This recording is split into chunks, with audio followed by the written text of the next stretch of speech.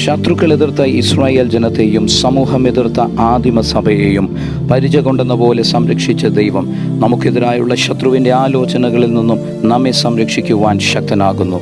ആഴിയുടെ നടുവിൽ ഇസ്രായേൽ ജനത്തെയും ആഴിയുടെ അടിത്തട്ടിൽ യോനെയെയും പരിച കൊണ്ടെന്ന പോലെ സംരക്ഷിച്ച ദൈവം അനർത്ഥങ്ങളിൽ നിന്നും നമ്മെ സംരക്ഷിക്കുവാൻ മതിയായവനാകുന്നു. ബന്ധങ്ങളെതിരായ യോസേഫിനെയും ബന്ധങ്ങൾ നഷ്ടമായ നവോമിയെയും പരിച കൊണ്ടെന്ന പോലെ സംരക്ഷിച്ച ദൈവം നഷ്ടങ്ങളിൽ നിന്നും നമ്മെ സൂക്ഷിക്കുവാൻ സർവശക്തനാകുന്നു. ശത്രുവിൻ്റെ പ്രവൃത്തികളിൽ നിന്ന് ദാവീദിനെയും ശത്രുവിൻ്റെ ആലോചനകളിൽ നിന്ന് ദാനിയേലിനെയും പരിച കൊണ്ടെന്ന പോലെ സംരക്ഷിച്ച ദൈവം തന്നിൽ ആശ്രയിക്കുന്നവർക്ക് എന്നേക്കും നിലനിൽക്കുന്ന ഉറപ്പുള്ള പരിചയാകുന്നു.